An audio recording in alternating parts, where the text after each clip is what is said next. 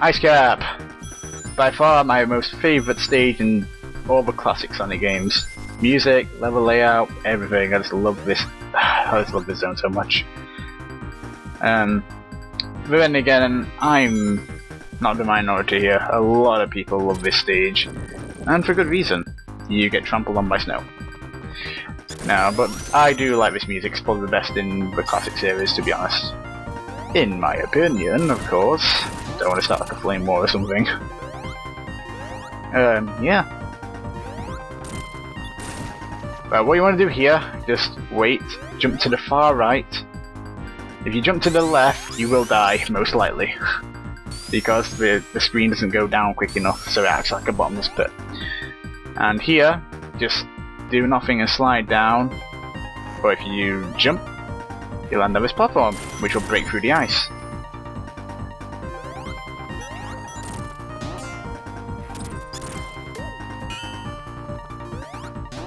There is a nice little trick I can do in the game, where you essentially skip the first boss and just go straight into the second act. You can either do it here or later on in the stage, due to programming of the game.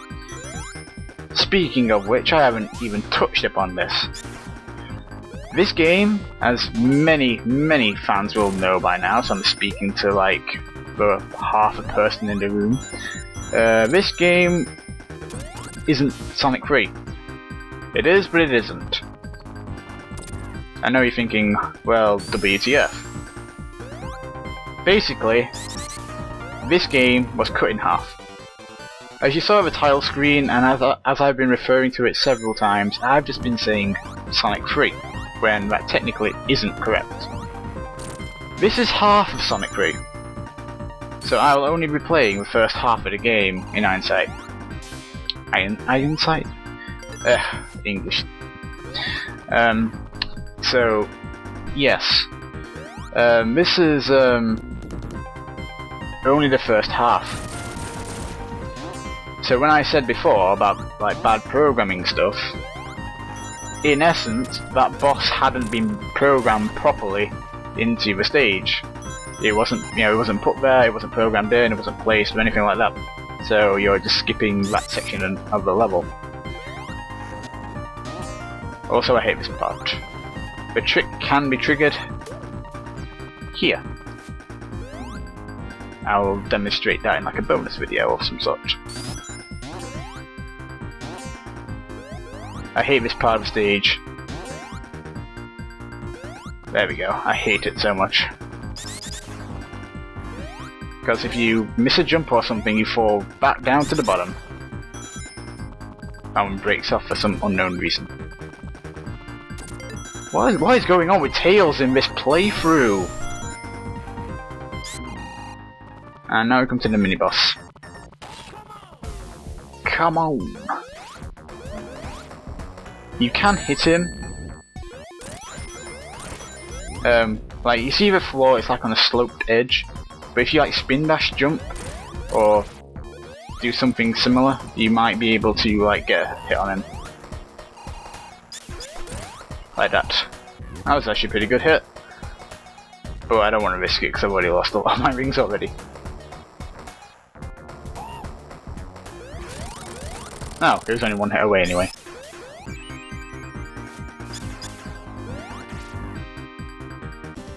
Awesome. And with that said, we're moving on to the second act now, which... No, you're outside in this one, but you do traverse inside caves and whatnot. But this is probably by far the shortest act in the entire game. You can do it within like 2 minutes if you know what you're doing. So I'm not going to speedrun it, I'm not going to take my time, I'm just going to play it as I play it. So you can either stay on the outside of areas, or you can go in towards the cave. But I'm going to try and stay on the outside if possible, because I believe that you do have to go in a cave. Yep, like so. But I'm going to try and like stay above at all times if I can. No particular reason.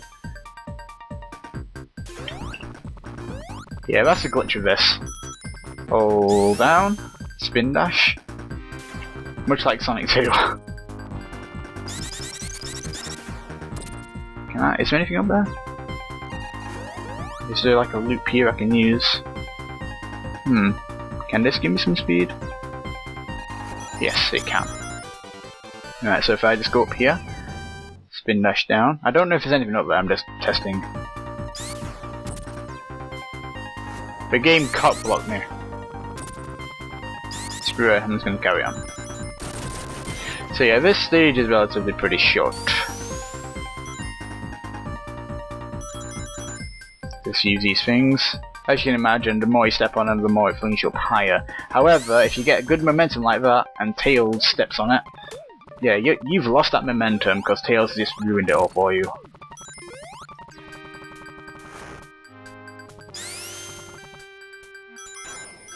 And we're at the end of the stage now. Go up here for some nice goodies with rings. If you go to the right, I was lucky I even landed that, you will come across a giant ring, but the other side will take you directly to the boss. But I'm after the ring, so... In my opinion, this is the hardest boss in Sonic 3. If you don't have Tails, then yeah, it probably is the hardest boss. But I have the shield. What he'll do is he'll freeze you in ice, and you can't move. It counts as, you'll stay in the ice for so long, and it'll count as a hit, and you lose your rings or your shield or whatever. But if the other person, say Tails, hits me while I'm in the ice, then I'm free to go. It won't count as a hit, no damage, which is pretty nice. Now, getting back into what I was saying about this game being sliced in half. Yeah, this is Sonic 3. The second half is Sonic and Knuckles. Put them together, Sonic 3 and Knuckles. This is the launch base zone. This is technically the halfway point in Sonic 3 and Knuckles. But since it's Sonic 3 alone, this is the final stage. So yeah, that red guy, you didn't see that right there, but I just insta-shield. But that red guy we've been, I don't know, encountering. We've been, you know, yeah, the red guy we've been encountering throughout the journey is Knuckles. Story is, after the events of Sonic 2, Dr. Robotnik came to this island because he was aware of the Master Emerald.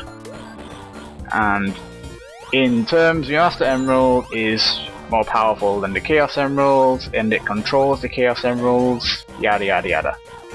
It's like the Chaos Emerald God. And it's more powerful than the fuck.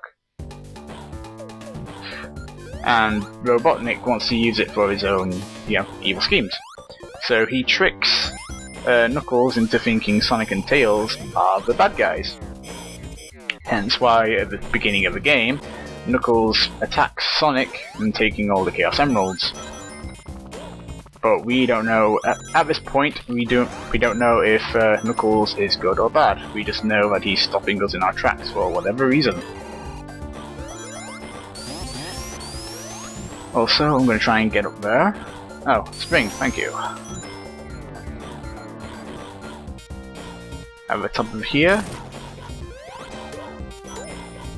Rings and speed shoes.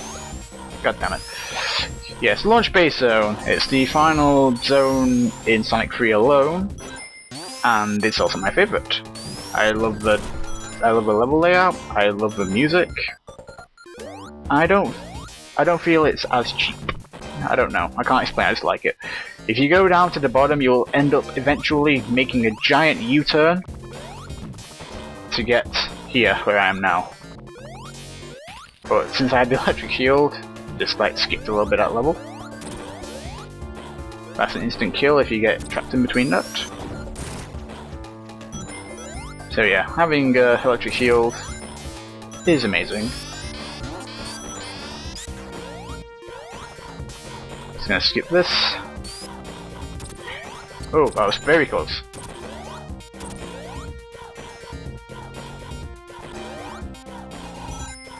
I don't get what these pod things are supposed to be. Transportation, I guess? Cargo transportation? I don't know. No! Oh, I guess I'm supposed to be in this area anyway. Yeah, if these alarms here, they will alert these like robotic birds.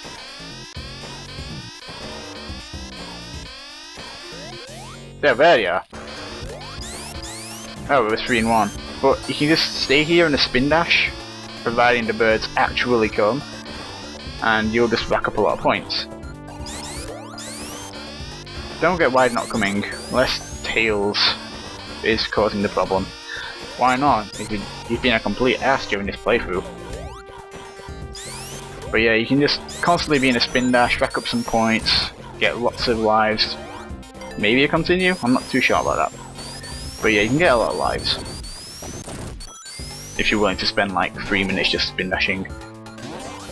And that was Robotnik carrying like a thing of some sort. And we're at the end of the level. And there's Knuckles once again. Knuckles the terrorist! And he's pretty happy about it too.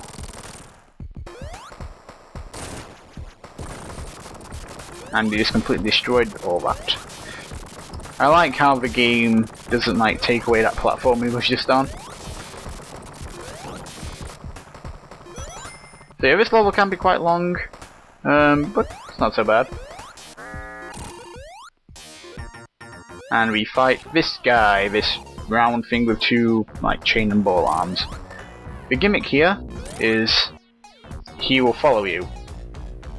When you try and attack him, he'll back off. After 3 hits, he'll lose an arm, which makes it a little bit easier.